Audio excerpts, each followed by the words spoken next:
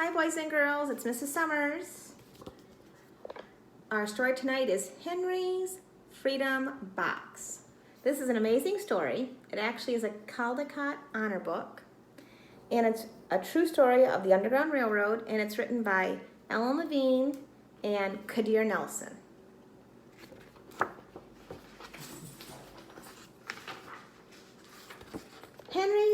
Henry Brown wasn't sure how old he was. Henry was a slave, and slaves weren't allowed to know their birthdays. Henry and his brothers and sisters worked in a big house where the master lived. Henry's master had been good to Henry and his family, but Henry's mother knew things could change. Do you see those leaves blowing in the wind? They are torn from the trees like the slave children are torn from their families.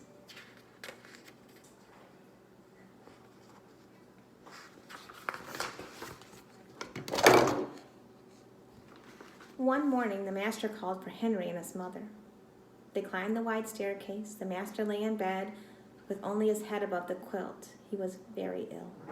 He beckoned them to come closer. Some slaves were freed by their owners. Henry's heart beat fast. Maybe the master would set them free. But the master said, "You are a good worker, Henry. I'm giving you to my son. You must obey him and never tell a lie." Henry nodded, but he didn't say thank you. That would have been a lie.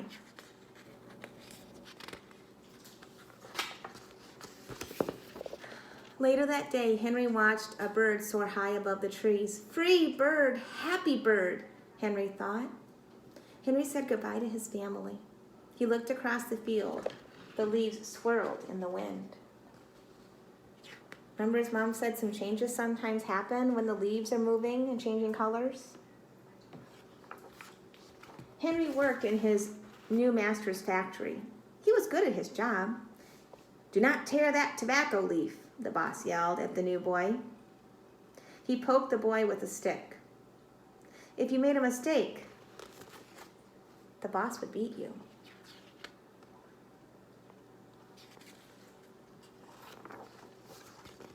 Henry was lonely. One day he met Nancy, who was shopping for her mistress. They walked and talked and agreed to meet again. Henry felt like singing, but slaves didn't dare sing in the streets. Instead, he hummed all the way home.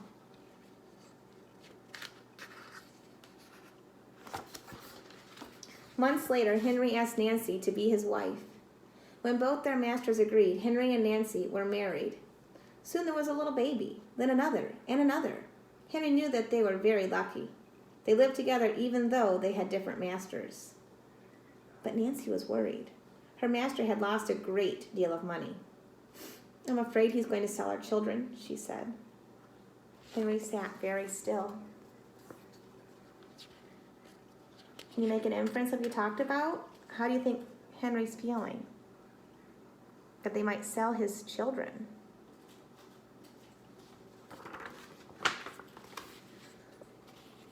Henry worked hard all night. He tried to forget what Nancy said. Did he forget? He does not look happy. He looks sad.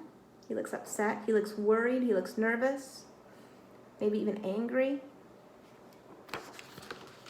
His friend James came into the factory. He whispered to Henry, "Your wife and children were just sold at the slave market." "No!" cried Henry. Henry couldn't move. He couldn't think. He couldn't work. "Twist that tobacco." The boss poked Henry. Henry twisted tobacco leaves. His heart twisted in his chest.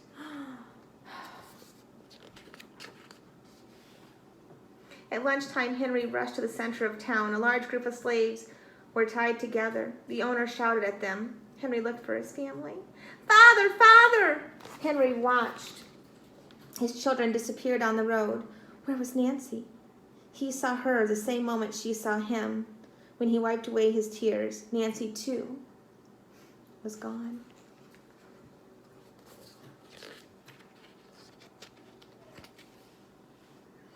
Henry no longer sang. He couldn't hum.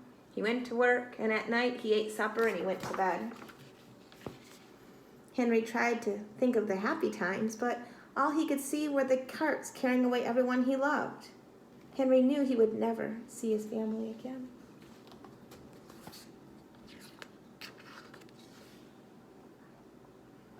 Many weeks passed on. One morning, Henry heard singing. A little bird flew out of a tree into the open sky, and Henry thought about being free. But how? As he lifted a crate, he knew the answer. He'd asked James and Dr. Smith to help him. Dr. Smith was a white man who thought slavery was wrong. They met early the next day at an empty warehouse. Henry arrived with a box. "I will mail myself to a place where there are no slaves," he said. James stared at the box, then at Henry. "What if you cough or someone hears you?" "I will cover my mouth and hope," Henry said. So let's make another inference. Do you think he's going to be able to get in a box and be shipped away and no one's going to notice he's in there? Okay. Make your guesses. Will he make it safe or will he not? Dr. Smith wrote on the box, "To William H. Johnson, Arch Street, Philadelphia, Pennsylvania." Henry would be delivered to a friend in Philadelphia. Then he printed on the crate in big letters, "This side up with care." So we don't know if this is working yet. Let's find out. Henry needed an excuse to stay home, or the work boss would think he had run off. James pointed to Henry's sore finger, but Henry knew it wasn't bad enough. He opened a bottle of oil of vitriol. "No," cried James. Henry poured it on his hand. It burned his skin to the bone. Now the boss would have to let him stay home. Dr. Smith bandaged Henry's hand. They arranged to meet the next morning at 4 o'clock. The sun was not up yet when Henry climbed into the box. "Ready?" he said. James nailed down the lid. Dr. Smith and James drove to the station. The railway clerk tipped the box over and nailed a paper to the bottom. Dr. Smith begged the clerks to be careful, but they didn't listen. They threw the box into the baggage car.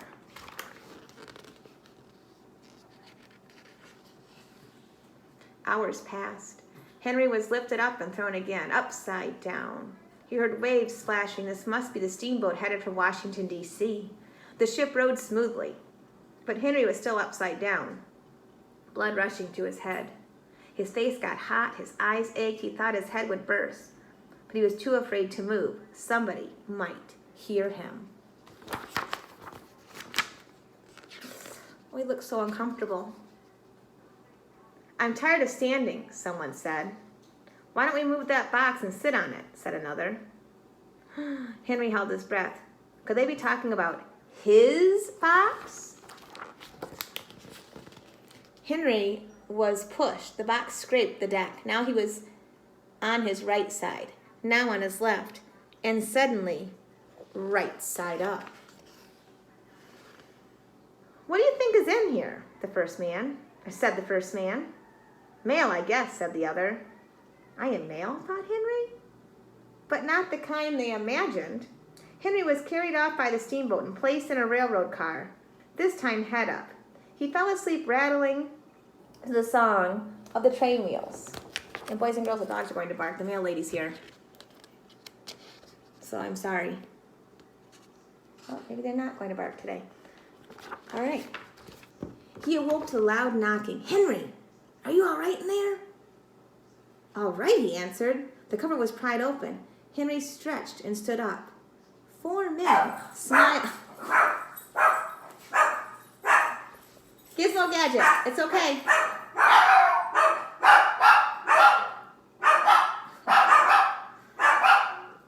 Gadget, come here. Come here. Come here, I can't finish my story. Gizmo, come here. All right, we're going to try. He awoke to loud knocking. "Henry, you all right in there?" "All right," he answered. The cover was pried open. Henry stretched and stood up. 4 men smiled at him. "Welcome to Philadelphia." At last, Henry had a birthday, March 30th, 1849, his first day of freedom. And from that day on, he also had a middle name. Everyone called him Henry Box Brown.